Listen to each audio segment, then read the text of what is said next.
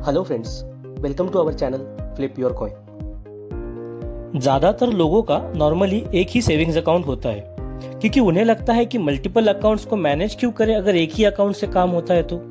लेकिन क्या ऐसा करके एक से ज़्यादा बैंक अकाउंट होने के फायदे को आप नज़रअंदाज कर रहे हो?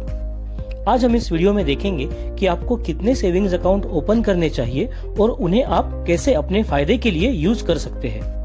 लेकिन उससे पहले अगर आपको हमारे वीडियोस पसंद आ रहे हैं तो लाइक, शेयर और सब्सक्राइब जरूर करें। अगर कोई जॉब करता है या कोई बिजनेस हो या फिर कोई किसान हो, हम सब अपने सेविंग्स अकाउंट में कुछ पैसे रखते हैं। लेकिन अगर आपके सारे पैसे एक ही अकाउंट में हैं, तो आप उस पैसे को आसानी से ट्रैक नहीं कर सकते और आपकी फाइनेंशियल कंडीशन को सही से इम्प्रूव नहीं कर सकते। शेयर मार्केट या म्यूचुअल फंड इन्वेस्टमेंट पिछले कुछ सालों में बढ़ा है, लेकिन आज भी कई लोग मार्केट में इन्वेस्ट करने से कतराते हैं और ज्यादातर पैसा एफडी या सेविंग्स अकाउंट में रखना पसंद करते हैं। फाइनेंशियल एक्सपर्ट्स सजेस्ट करते हैं कि एक आदमी कम से कम 3 सेविंग्स अकाउंट ओपन करे और ये 3 अकाउंट अलग अलग बैंक में हो। ऐसा करने से आपको सिर्फ 3 बैंक का मिनिमम बैलेंस मेंटेन रखना होगा, बट ये 3 अकाउंट्स आपके फाइनेंशियल गोल्स में काफी हेल्प कर सकते हैं। एग्जाम्पल के तौर पर अगर आप किसी बैंक में सेविंग्स अकाउंट आरडी और एफडी मिला के 7 लाख रखते हैं और कुछ कारणों की वजह से वो बैंक डूब जाती है, तो आपको मैक्सिमम 5 लाख ही वापस मिलते हैं। लेकिन अगर वही 7 लाख आप 2 अलग अलग बैंक में रखते तो एक बैंक डूबने से आपकी फाइनेंशियल रिस्क कम हो जाती है। लेकिन इसके अलावा अपने पर्सनल गोल अचीव करने के लिए और मंथली फाइनेंस मैनेज करने के लिए अलग सेविंग्स अकाउंट यूज कैसे करते हैं, ये एक एग्जांपल से समझते हैं। सर्किट पहले सिर्फ एक ही अकाउंट यूज करता था। उसके लोन का ईएमआई, घर का खर्चा और सेविंग्स सब यही एक अकाउंट में था। लेकिन बहुत बार अकाउंट में ज्यादा पैसा दिखने की वजह से वो एक्स्ट्रा खर्चे कर बैठता था। कोई दोस्त पैसे मांगे तो बिना कुछ सोचे बिंदास दे देता था, पार्टी करता था। लेकिन ऐसा कुछ सालों तक चलने के बाद उसने रियलाइज किया कि इनकम बढ़ने के बाद भी उसकी फाइनेंशियल कंडीशन कुछ खास सुधर नहीं रही।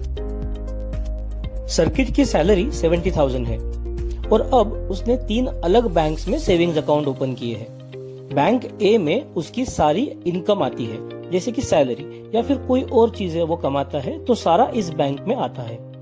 बैंक ए सिर्फ उसके ईएमआई या फिर एसआईपी जैसे फिक्स्ड खर्चों के लिए यूज किया जाता है, तो उसके लिए जितने पैसे जरूरी है उतने ही वो उसमें रखता है। सर्किट का home loan EMI 20,000, car loan EMI 11,000 और एसआईपी 5,000, ऐसे 36,000 सिर्फ वो बैंक ए में रखता है।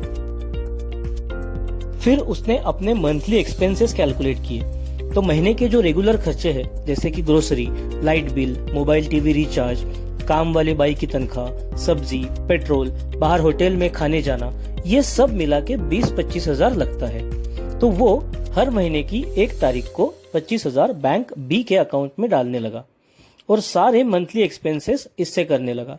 जैसे ही उसका खर्चा इस अमाउंट के ऊपर जाने लगा, उसे पता चल जाता है कि महीने में उसने कुछ जरूरत से ज्यादा खर्चे किए हैं। अकाउंट सी को उसने वाइफ के साथ जॉइंट अकाउंट में रखा। यहाँ वो अपनी कैश वाली सेविंग्स करने लगा। 36,000 ए और 25,000 बी बैंक में जाने के बाद जो 9,000 बचता है वो इस अकाउंट में डालता है। अगर किसी की वाइफ जॉब करती है तो वो उसका कंट्रीब्यूशन भी इस अकाउंट में डाल सकती है, तो दोनों की मिला के सेविंग्स इस अकाउंट में बढ़ती रहेगी।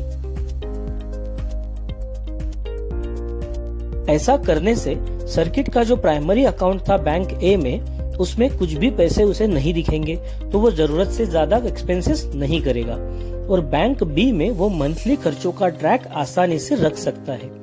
बैंक सी में उसका इमरजेंसी कैश फंड बढ़ता रहेगा। 3 अलग अलग बैंक्स के अकाउंट होने की वजह से इन बैंक्स के ऑनलाइन शॉपिंग के ऑफर्स का वो आसानी से लाभ ले सकता है। ज्यादातर बैंक्स में मंथली मिनिमम बैलेंस की कुछ रिक्वायरमेंट होती है, वो मेंटेन करने के अलावा 3 अकाउंट्स होने का कोई भी नुकसान नहीं बल्कि फायदा ही है। आई होप कि आपको वीडियो इन्फॉर्मेटिव लगा होगा। Thank you for watching, keep saving and make sure to flip the coin of your destiny in your favour.